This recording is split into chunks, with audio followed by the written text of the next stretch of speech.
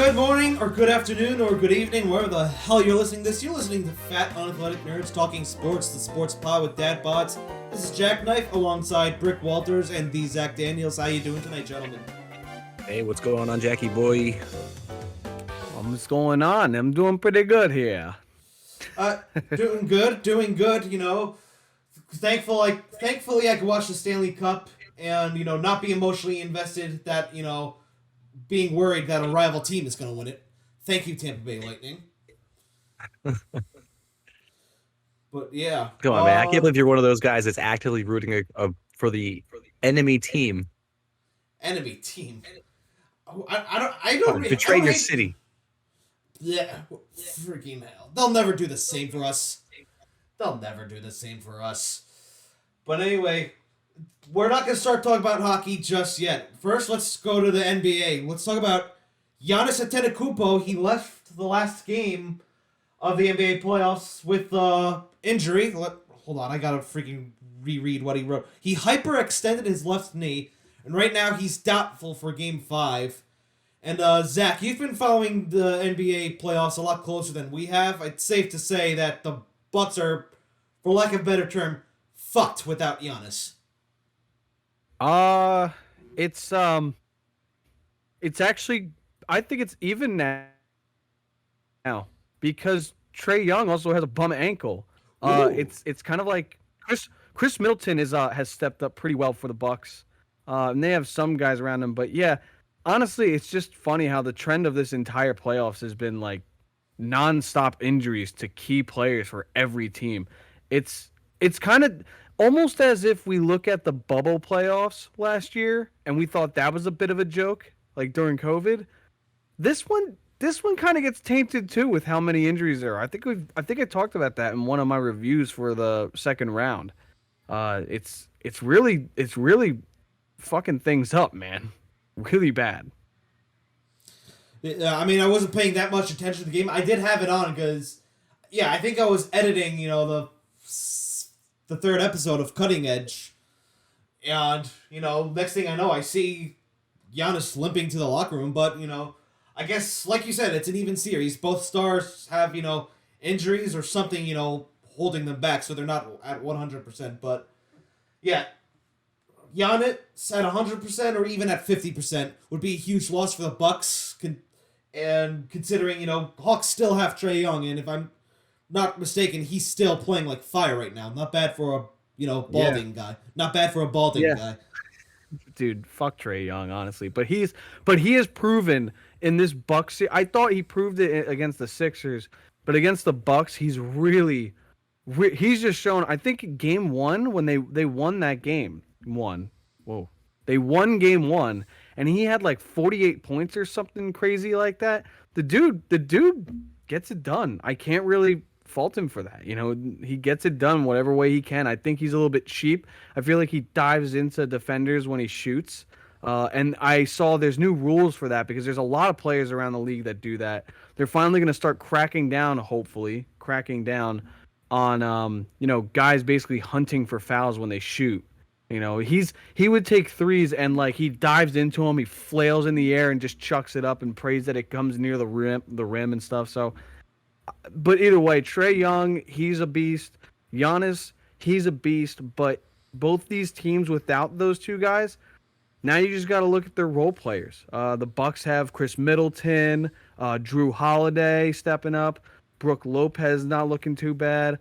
The Hawks have Capella. They have Bogdanovich is a little bit hurt, but he's a sniper. John Collins stepped up, dude. Like, those two teams, it's funny where they are. They got lucky. The other two teams basically choked like the Sixers or got injured like Kyrie and the Nets. And now they're in this series, and now their two stars have gone down, and you know it's just a toss up. I'm still at this point now. I think the Suns have it. If they just stay even remotely healthy and Devin Booker stays on the floor, I think the Suns are going to take it. Suns in 4. Oh my God, Suns in 4.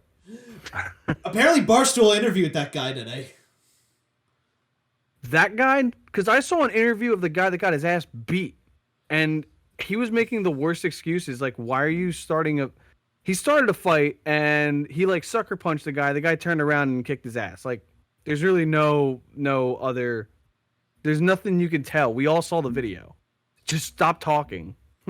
You had the high ground, dude. But yeah, isn't it ironic? Brooke Lopez no longer on the Nets because they're got a superstar team. Yet Brooke Lopez right now is further in the playoffs than the Nets. So yeah, the Bucks are playing well still. I mean, both those teams are playing so well. It's kind of fun. I missed that game the other day, but when I heard Giannis went down, the Hawks were winning without Trae Young, and then Giannis went down. I'm like, they don't even now. I guess like it kind of throws off your rhythm. So like I kind of just knew the Hawks would take that game, but now the rest of the series, it depends on what these two teams do. I don't know what to expect from Giannis or Trae at this point. No. Nope. But yeah, let's head into our next topic. You two are both big Philadelphia sports guys, big Phillies fans. You guys aren't very happy with your team right now. No, not at all. That's putting it lightly. They make me sick sometimes.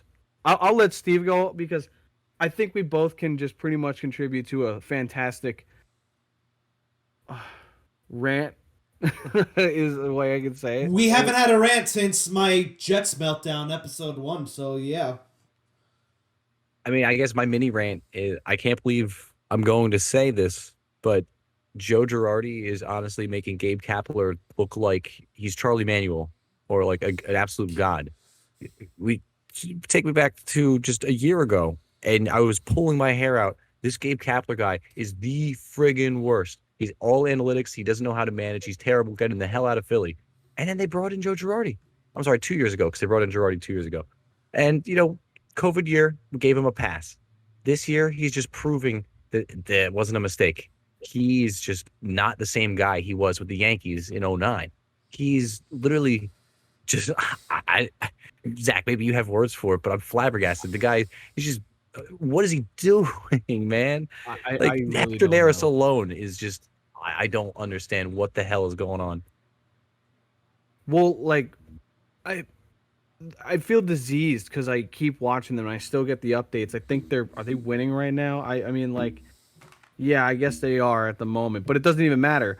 I've looked up stats in just the past 5 games, and I believe, I mean, I don't know how accurate it is because the game always goes. Yesterday, I tallied that the last 4 games, they had given up 18 runs in the 7th inning and beyond. They had 7 blown saves in 6 games. They have 21 blown saves in 25. They have 21 blown saves on the year. The club record is 25, apparently. That's what I heard from Ben Davis on the radio when I was listening to the game the other night. And they're only 77 games into the season. And Girardi, really, I don't get it. Like, I really don't get it. What happened?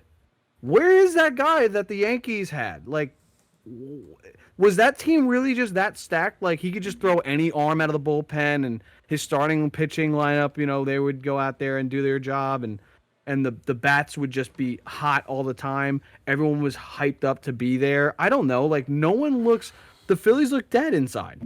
The Phillies look dead inside. They have 3 good pitchers. And Joe Girardi is just a mistake waiting to happen. Like, I'm just thinking back of all the things you were mentioning. The bullpen, it's terrible. Hector Santiago, the closer, he's got 20 blown saves in his career. When you are a closer and you blow 20 games in your career, you're not a closer. Like, you think at some point enough is enough. And then you look at what happened the other night with the Reds. It was a pretty close game. Let's put in a guy that hasn't thrown in 3 years, Neftali Feliz.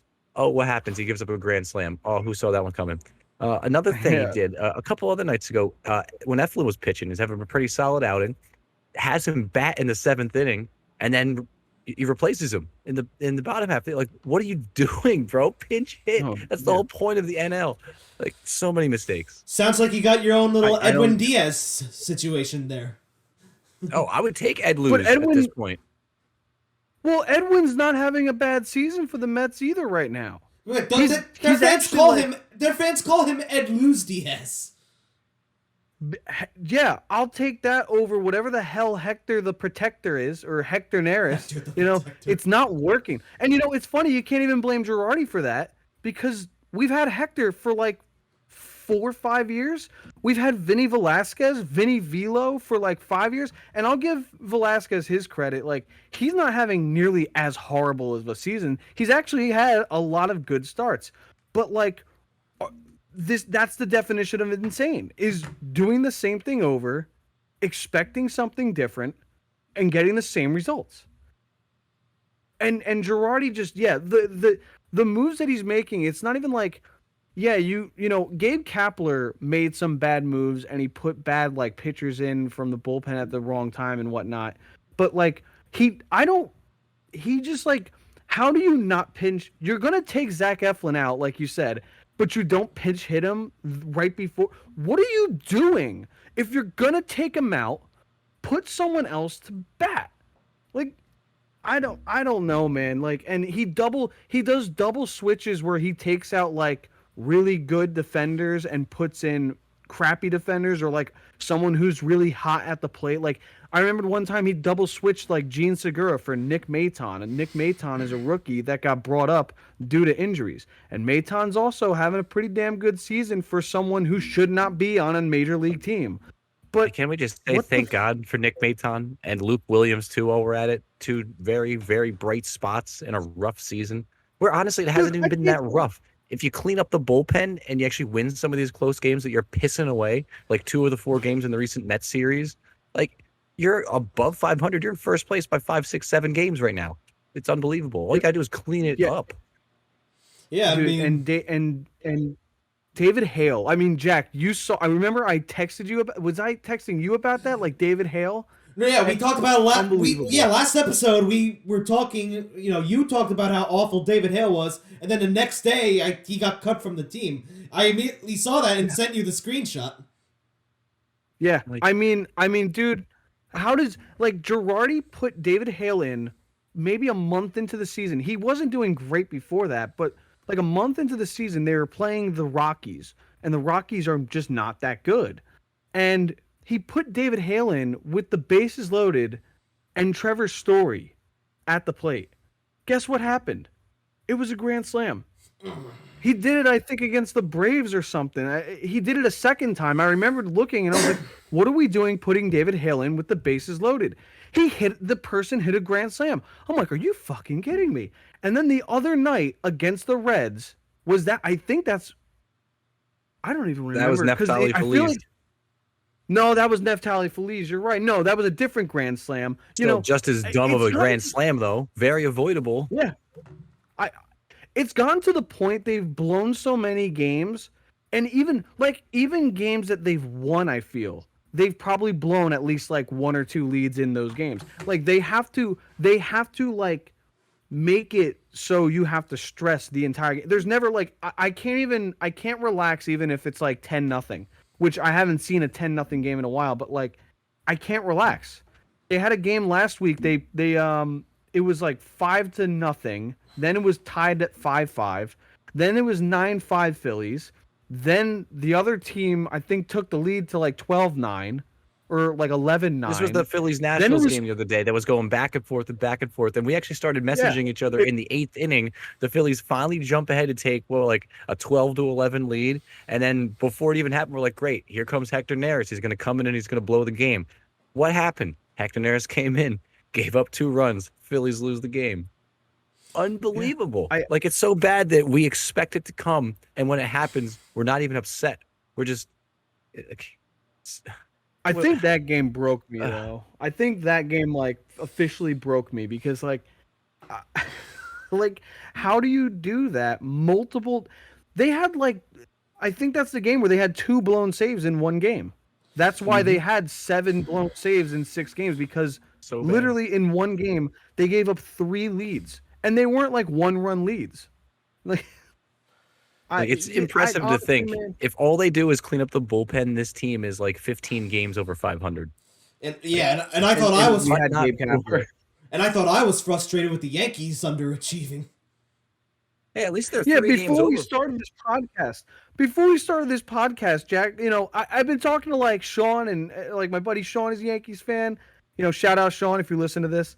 You guys are like, oh yeah, Yankees suck, but like, I didn't even look at their record. I know they've been playing poorly lately, and just It's in general, poor to the their season's been up and expectations. down, Poor but, to their expectations. You see their hitting core. Their expectations. Yeah, you see their hitting core. There's no way they should be in first place with the talent they have on this team, but they are underachieving. Right now at the time of this recording, they're up 7-2, and they knocked Ohtani out in the first inning. But yeah, still, listen. If the Baltimore Orioles are in this situation that the Yankees are in, they're thrilled. But listen, this is the Yankees. This is not a situation they want to be in. Well, look, I'm just saying this, that at least when the Yankees lose, like, they're going to lose, the Phillies will have like a 12-2 lead, and you'll still sit there. It'll be like the 6th inning. You'll sit there and be like, see how we figure out to lose this one.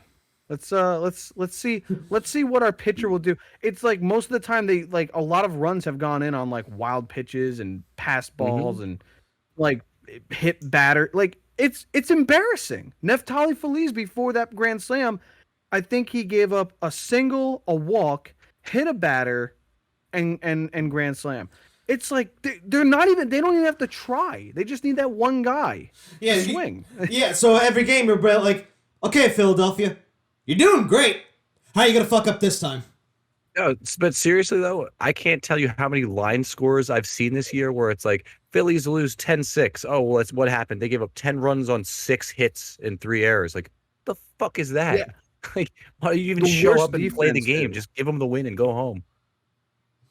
The worst defense too. Like it's like no one is. It's amazing that like Gene Segura has been like their best player this year so far, and Bryce just he went. I'm sorry for another update, but like he went yard again. But is it another solo home run? He has like 12 home runs, and all of them are solo. Like he's not even producing runs. I guess that's not really his fault, but also he's been in and out of the lineup. Yeah, he's missed a third of the injured season. like every other week. Everyone's getting injured every other week. Like what the hell is going on, man? Yeah, I feel for like Nick Maton and Luke Williams and stuff like you can't blame the young guys. They just come up and they do their thing. They're living out their dream. But like these other guys you're paying millions of dollars to do are in and out of the lineup. You have a manager that is apparently, I praised them. What the hell's what's going on, man? What are you doing? Like Gabe Kapler, the Giants are up there like, actually duking it out with the Dodgers now. Yeah. Yep. Yeah, Giants are actually doing well, if I'm not mistaken. Are they in first place or at the very least in a wild card spot right now? The NL West is stacked between the Dodgers, Giants, the and Padres. Who would have thought the NL West? Like, unbelievable. And then they have the Diamondbacks. Right. And I think the Rockies. Well, it's honestly, the it's unfair Diamondbacks for them won't because, in a normal division, the Diamondbacks are probably like 90-game losers. But in that division, they're probably like 110-game losers. Like, they're going to have a terrible record. That's bad. Yeah. But, Yeah, San Francisco has 50 wins. Dodgers have 49, and the Padres have 48. That is a race to the finish line. Is what that's going to be. You've got your division gonna- winner and your 2 wildcard teams there. So Phillies better win the division. Right? It's still there for them, but all Holy these games shit, they man. keep leaving on the You table, gotta- with the Mets especially. Yeah, you got to catch Gotta the clean it up. mucking Fets.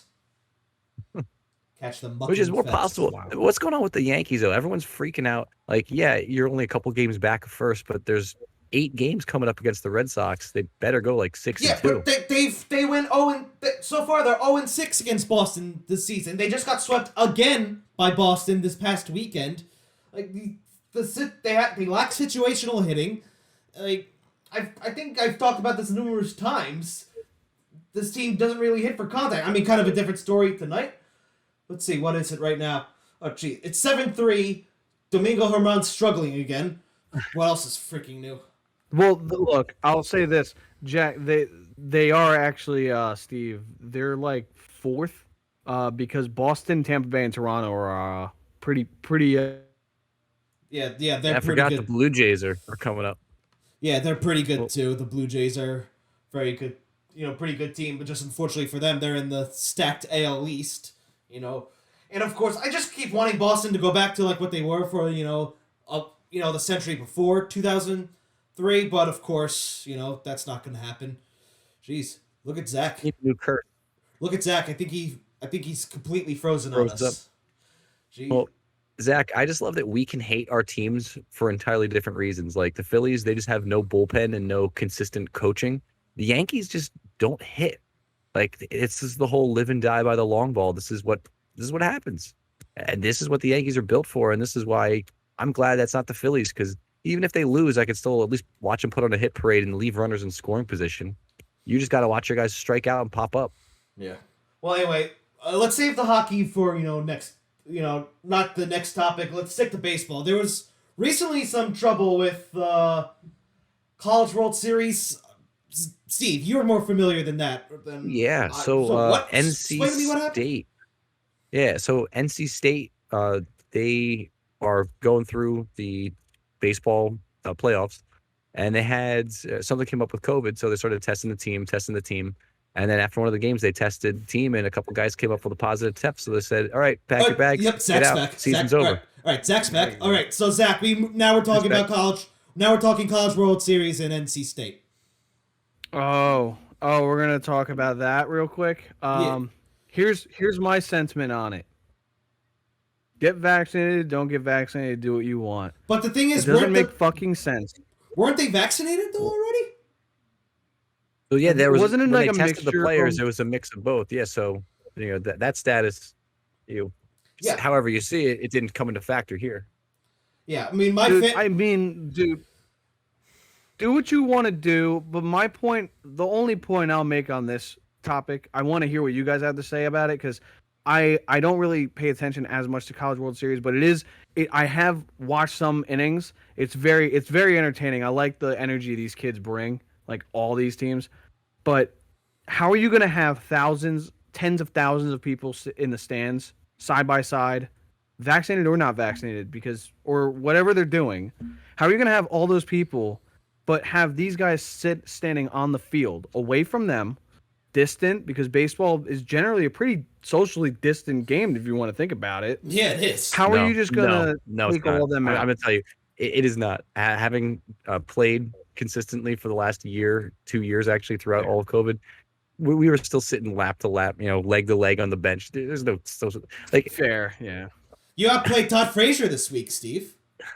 Oh yeah, so a quick little shout out. I do play in a Sunday league, and I'm in the level that's at the top where it's still a lot of guys that are just still out of college, or they have some minor league experience at like AA, AAA, and local Toms River guy Todd Frazier, he's getting ready to go to the Olympics in a couple weeks. Repping Team USA. A couple guys on my team are from Toms River, so I guess they knew a guy that knows Todd Frazier, and next thing I know, I'm warming up on the field on Sunday, and I look over my shoulder, and a 6'3" pro-looking guy walks up, and I'm like, oh shit, it's Todd Frazier. So the guy actually balled out with us for 14 innings, and he is a stud. Oh my God, let me tell you, he should still be playing in the pros. I mean, granted, he was only facing like mid-80s pitching, but he smoked his 350-foot bomb, made a sick barehanded play at third base, and the top roll off, he was just a really, really great guy. Great with the kids that came out. He signed balls, took pictures. He was just a guy that loves baseball. Played it simple. Yeah, he's got his own personal batting. How old is he? Yeah. He's in like his mid-30s, I think. But I mean, he was really cool. We were talking to him all throughout. He was answering all questions. Yeah. One thing I thought was cool is he said his favorite field to play at was Wrigley, which I'm like, yeah, it makes sense. When you were at the Reds, you play there, basically half a season cumulative. But no, he was chill guy. Yeah, you see the picture of his personal batting cage? It's pretty damn cool. No, I haven't. I'm sure you could look it up somewhere. But yeah, he did show us apparently he's got a beer, the Todd father. So he's like, yeah, if I come back, I'll bring you guys a case. All right, yeah. But yeah, let's get back up. Yeah, it's weird that, players have to, vaccinated, tested positive. It's kind of weird. Like, my family right now, two members of my family who got vaccinated just recently tested positive. They're doing really well, probably because they were vaccinated. Like, because they just didn't get it as bad. Like right now, to them, it just feels like I have a cold. Like that's what it feels like to them right now. But yeah, I don't know what to make of that whole College World Series. I mean, I think Urinating Tree made some kind. I want to say it was Urinating Tree. If I'm wrong, don't sue me. Whoever. Great name. Yeah, long live Tree. But someone was like, maybe there's the NCAA being petty because now like they can be more lenient towards like college players getting paid or something. Is that a little reaching or nah? I don't know. Maybe I don't it think is. it's I don't petty. know because I have no idea what their views are on it. I just thought it was kind of ridiculous to take a whole team out. I mean, I didn't. How many people was it that tested positive? I don't know, but Notre Dame couldn't play in like the Frozen Four or like the college hockey tournament because like guys on their team tested positive. This is like the 6th or 7th team throughout all of the college playoffs. I know Notre Dame with hockey was one. What was it? Wichita basketball. There was was it 1 or 2 in the Wichita March Madness? Yeah. It just sucks. Like I'm with you there. Like there's got to be a better way to do it than what they're doing. I mean, I'm not gonna say I have Rahm to. Emanuel. Yeah, Not Rahm Emanuel, but what's his name? Rahm, the golfer. Yeah, because they took him off like the yeah, green. yeah, even They in took him off golf. the green. After leading 6 strokes through 3 holes, if you won that, the purse would have been like $1.9 million. And all of a sudden they're like, no, you can't finish. Sorry. Like, everyone gets it, but they're just not going about it the right way in my eyes. Yeah, I don't know what the answer is, but I think I don't know what the answer is, but got to be a better way than how they're doing it. So. Yeah, like you want to keep people safe, literally just but not to trivialize it. But like, how in danger are you if you're literally at the top of your sport at the moment that you're sick? Like, I get it; it's the risk of infection to others, but like, is there no other way to let him finish? Like, that's impressive. It's like with this line of thinking, you would never have the Michael Jordan flu game, which is like I was thinking that too. Top sports moment. I was thinking that too. Like I was thinking about that earlier today. Like, geez, imagine if the flu game happened now.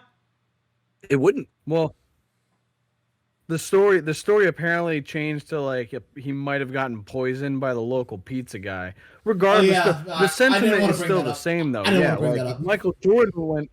Yeah, I want to because in general it doesn't matter. The sentiment is still the same. If he really had the flu, he technically endangered everyone that was on the court that night. Yeah. But it didn't matter in the 90s because I guess nobody gave a shit. And now everyone gives a shit about every little thing. Like, no one cannot give a shit. That's like the problem nowadays. Like, no one cannot give a shit about something. Like, and I get it. And this is a big deal. But also, I just don't understand how you can have all these people in the stadium. I still just don't get it. You can have all these people in the stadium vaccinated or not. Like, even if you ask them to be vaccinated, clearly people can still have the virus. Yeah, it might not be as bad, but they can still get it.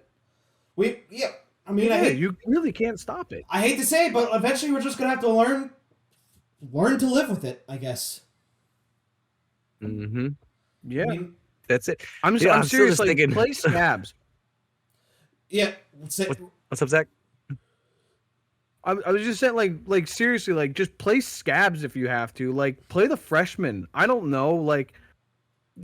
Just grab your reserves.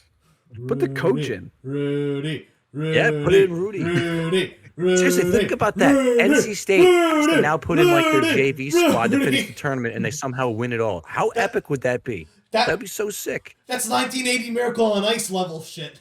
Basically, yeah. Let that happen. I'd be okay with that. That's Keanu Reeves in the Replacements level shit.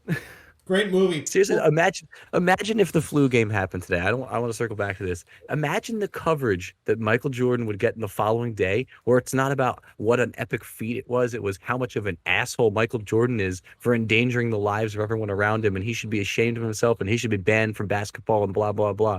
Like, we're in a totally different world. Yep. Oh, how things change in that was 96, right? So that was how many years ago? 7. Jeez. But yeah, Zach, when you said scabs, for a second I thought you said habs, like you were about to talk hockey, which is kind of surprised me a little bit. But, I think that's a perfect transition because they're about to drop the puck. Well, right now they're having the national anthems, but they're about to drop the puck for Game 2 of the Stanley Cup Finals. Tampa Bay absolutely steamrolled Montreal. And in Game 1, I forget exactly what the final score was. I want to say it was like... Was it 3-1, 4-1? 4-1 or 5-1? I think it was 3. I put a bet on Montreal like late in the third, thinking, all right, maybe they'll turn it around. Yeah, that didn't happen. All right, but yeah, if you listen to Cutting Edge earlier in the week, I picked Tampa in 6. Zach, I don't know if you're going to make any predictions since you haven't followed us closely as we have. What about you, Steve? You have a prediction? Oh yeah, I got the Bolts in a sweep. Like, I'm sorry, In a but sweep? it's in a sweep. I don't see Montreal winning a single game. Sorry, Carey, but you just can't carry the team that far.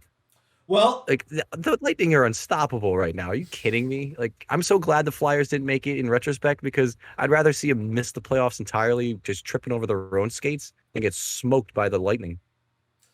I mean, that's one way to look at it. I We mean, lost Zach. if anyone was going to stop them from going to the Stanley Cup Finals, it was the Islanders, and the Islanders just were not talented enough. Yeah, I mean, that was a hell of a series too. You know, going to a Game 7, 1-0. Oh man, On a shorthanded goal. Much to the dismay of our other host, Big Red, who isn't here tonight. Well, but he joined. unreal. He joined us. It just shows the power of Barry Trotz is such a great coach. Just one great coach can make all the difference. That's why I'm so critical of guys like Joe Girardi, Dave Haxtell when he was the Flyers coach was terrible. Who's now the Kraken coach, by the way. How the hell did he get another job in the NHL? That's unbelievable to me. I don't know if that's trash. Would you say I don't know if it's Adam Gase level bad, but yeah. I should say he's trash. He was a great college coach, but you know, so was Chip Kelly. Chip Kelly was a great college coach. Yeah, he just didn't transition well to the pros. Zach, you got any predictions? I mean, I know you haven't watched it like we have, but... Well, I just froze out again, of course, but I am back, and I heard Chip Kelly, and I immediately got enraged. So we're talking hockey. I don't really know, but I know, but I'm thinking now. Are you telling me the Lightning took Game 1 big? So what you're saying is I should throw some money on the Lightning tonight, right? That's what I'm hearing.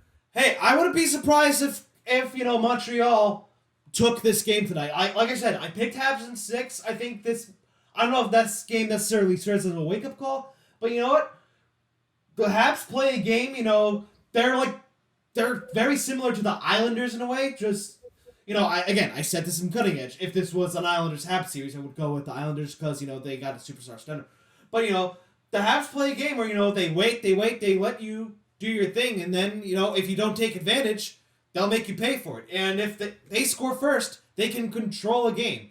So if Montreal scores first tonight, I think they can take the this game. But if Tampa goes up like 2-0, it's like, yeah, Montreal was fun while it lasted.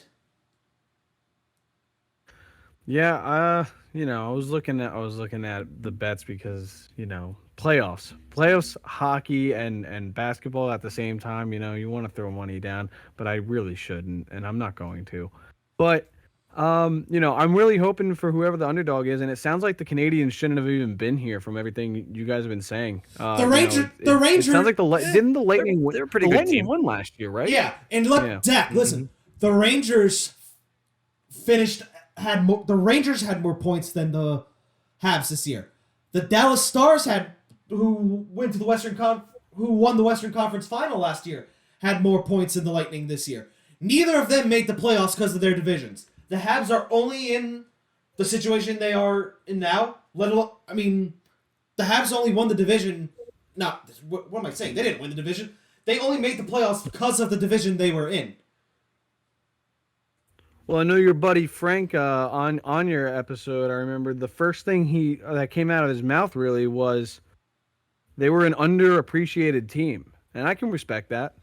Getting to the championship round of any sport and being so underappreciated that no one really expects you to make it there. Yeah, kind of want to pull for that. And Tampa Bay won last year, right? They're like perennial playoff team, right? Yeah.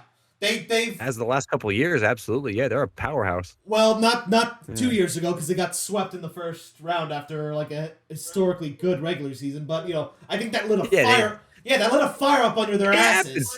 I mean, you still can't call that a bad season. I mean, yeah, they got swept out of the playoffs, but they were the top team in the regular season. And plus, the President's Cup is a curse in hockey. You never want to be the top team. Ask the Capitals.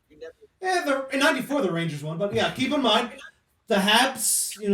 They got Carey Price. They got Philip Deneau, who's doesn't put up sexy amount of points, but he's a good two-way forward. He doesn't have a goal yet this postseason, if I'm not mistaken. They got a veteran defenseman in Shea Weber. They have.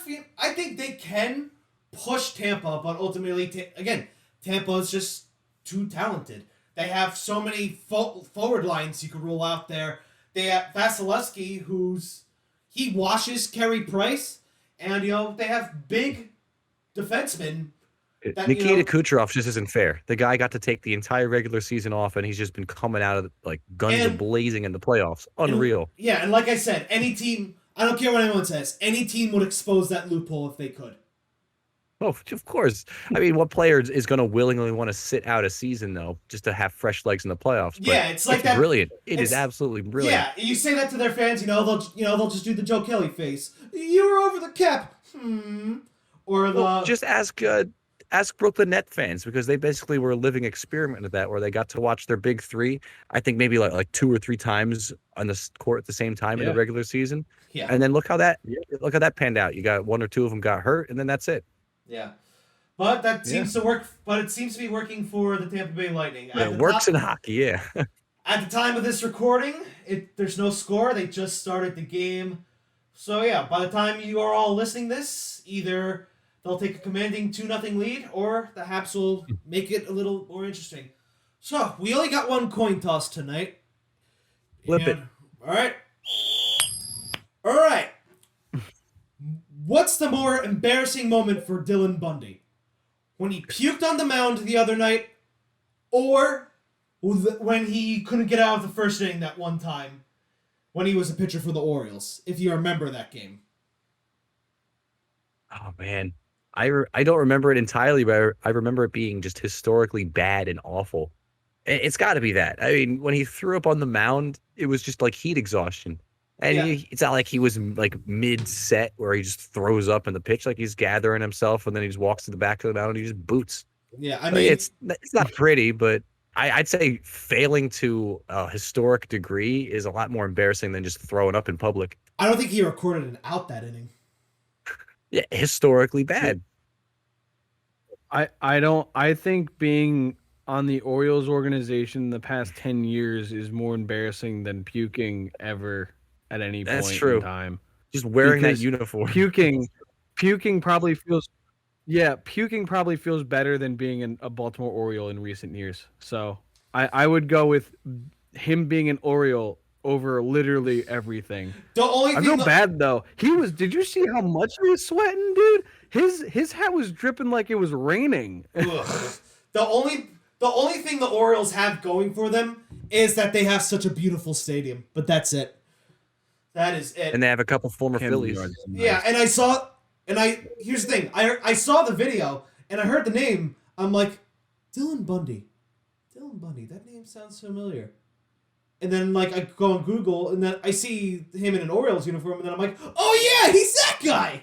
So I think I am gonna have to stick with that historically bad performance against, was it the Royals? Now I have to Google it. He's Dylan, gone into it's like bad enough. Yeah, pro sports infamy. He's known as that guy that was really bad, like Nathan Peterman. The last name of a serial killer. He gave up 4. Sorry, Steve. I'm gonna look this up now. This is 2018. Come on, computer, load. Let's see. Bundy became the first pitcher in modern MLB history to give up 4 home runs without recording an out, according to Elias Sports Bureau. So he had himself a mini home run derby. He didn't tell anybody. Okay, yeah, that beats the puking. Because you know what? Now that I think about it, ball players and umpires have puked on a baseball field before. Like I remember a year or so ago, I saw the video of that umpire puking in that minor league game. Puking's not fun. Oh, that was great. Jeez. Puking's fun depending on what you're puking for. No, it's not. I'll tell you what, it's not fun. When you're going out to the carnival and you willingly go on like the tilt-a-whirl and you end up booting. Like, I still understand. Why did we do that as kids? Like, why do people still do that? Why do you willingly go on rides that make you throw up? I mean, this place doesn't exist anymore, but do you guys remember Fun Mania? Old Bridge, New Jersey? No, I thought you were going to say Action Park. No. But, yeah, Fun Mania is now a Walmart. And, yeah, I went there for my best friend's birthday party. You can puke at a Walmart. No, no, I went there for my best friend's birthday party when we were in, like, 2nd grade. By the way, hi, Justin, if you're listening to this. We went on a ride called the Slime Bucket. You know, it was a spinny ride, you know, kind of like the teacup thing. But, you know, it had more of a grocer theme. And I almost puked on it after. Is that the one where you can just spin get yourself that. by whipping around on the circle? Yeah. Yes. Yeah, guys, the teacups is literally the worst thing that was ever created. I remembered recently, actually, I hadn't been on that since I was a child, but I'm sure when I was a child I was able to handle it. But me and Catherine went on it somewhere. I think it was at Six Flags or something. We were like, oh, let's just, let's go on the teacups. Like, yeah, sure, like a dumbass. And then we get on there and she's spinning it and I'm spinning it too. But then at one point I'm just sitting back. I'm like, oh my God, make it stop, make it stop, make it stop. Oh my God, please stop this. And it just kept going. That may have been the longest. I don't know how long that ride goes for, but it was way too long for my liking. I love how we go on a Lose your conversation lunch? about from baseball to like puking on a teacup ride. Well, that's what I want to know. Zach, did you That's puke? what- Did you hold it in? Oh, I hold it in. I actually don't like puking unless I'm really, really hammered. And then I let it go and we can rally. But even then I don't. I try to stop that from happening. Oh, when I ran cross country back in high school, I pushed myself to the point. You ran cross country? Yeah, and I would push myself to the point where I almost puked, and I only puked once. Oh man, I've got so many puking stories. It's not even funny. Like freshman year of baseball tryouts, we're doing like really high intense gym workouts. I thought I had, it was a brilliant idea for me between school ending and practice beginning. I'm like, oh, I'll go to Wendy's. I'll get a Baconator. And this is back when you could still get the triple Baconator. No! I got a whole one of those, stuffed it in my face. And like 20 minutes later, I'm running wind sprints. And then 5 minutes after that, I'm throwing up in a garbage Oh my can. God, you fool! Oh, come to think of it, Steve, I almost puked during one of our men's league games during Solar Bears. Our second game, remember? I scored a goal. I can believe it because the arena was 1,000 degrees and I'm wearing all the goalie gear. Gee, Yeah. I almost died 3 times. Yeah, but dude, I for that one shift, I had a goal, and this thing, you see how I play? I freaking go hard, and I had the puck's like in front of the goalie. He runs out there to get it, and I'm like ready to die, and I beat him to the puck, and it's a wide open net. I'm like, oh no, please, listen, if I had a wide open net and I missed it short side, and you know what? And I just went back to the bench. Dima, if you're listening to this, hi. Dima passed me on the back like, great job. He wasn't being sarcastic. Like, he was actually praising me because I had a great shift. It just sucks that I missed that goal. I scored earlier in the shift. And then some assholes watching said to my fiance, well, then girlfriend at the time, because she was wearing my old jersey, you should make him walk home for that. I'm like, asshole, I was tired. I was about to puke. Oh man, I miss those days. But you know what? They're coming back. We're playing some more rollers soon. Yeah, so we gotta let our followers know. For more content for our YouTube channel, Steve and I, and as well as some other guys, we're gonna have our own little men's roller hockey team, the Vipers. We'll be. Is that what we're going with? Our team name has changed like 10 times.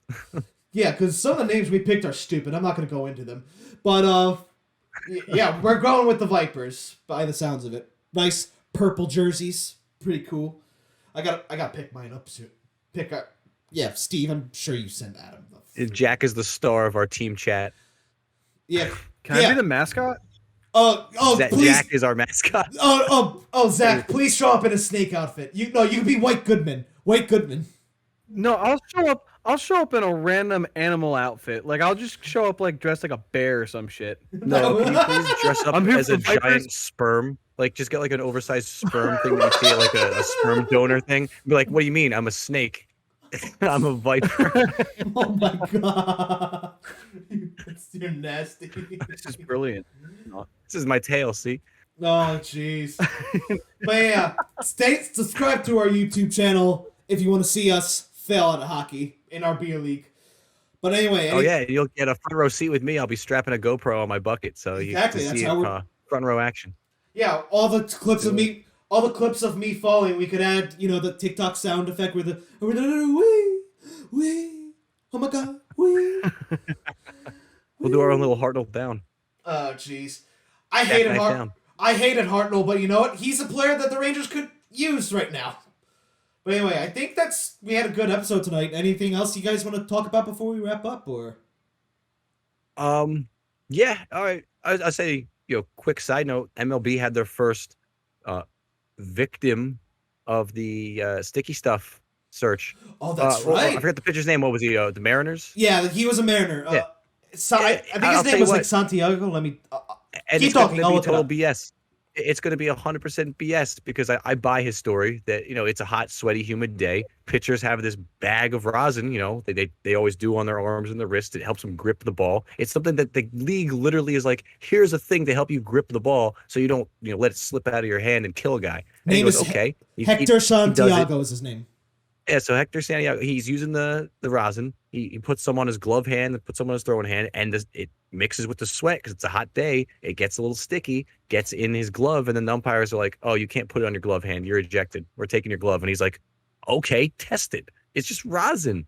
So, we've got the first suspect that's caught, but it's probably not going to go as well as everyone thought.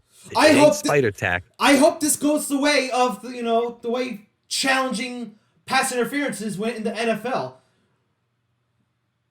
I just want to go away. We talked about how stupid it was last episode. I mean, it really, it just, the fact that it was fine for so long. Now, what made you start giving this much of a shit about it? Rob Manfred being a terrible. But again, we're in the world where we have to give a shit about everything, every little tiny thing for no reason. Even though we give them, like Steve said, we give them something that they literally use to grip the ball. Whatever. Can't use it I anymore. don't know. Yeah, don't you want the guys to have more control of their pitches? That way they're not going all over the place and beating dudes left and right. Yeah. Well, apparently the umpires even said, well, you can't put it on your glove hand. So it's like, since when? Why does that even matter? It's stupid. Oh, God. Dude, people, they should just start smacking their face with it. Just putting it all over their body. Being kick me out. You literally gave me this. I'm scared baseball is dying because of stupid shit like this. Yeah, no, it's been dying. Manfred, you're a disgrace. Please, just resign. That's all I got to say. Yeah, screw you, Rob Manfred. Rob Manfred, I can't believe you make me wish Bud Selig was back. Yeah, for real. You talk about managers that make you miss the old manager. Manfred makes you think Bud Selig was a god. It's like that. It's like that meme. It's like that meme with the computer upgrade. Yeah. Fuck! Go back! All right. Great conversation tonight, boys. All right. Thank you very much for tuning in. If you made it this far, be sure to follow us on all our social media platforms on Instagram and Twitter at FUNTS Podcast. And on Facebook at Fat Unathletic Nerds Talking Sports. Be sure to subscribe to us on YouTube and wherever you get your podcasts. This is JackKnife alongside Brick Walters and the Zach Danielz. Have a wonderful night, everyone. See ya. Screw you, Rob Manfred.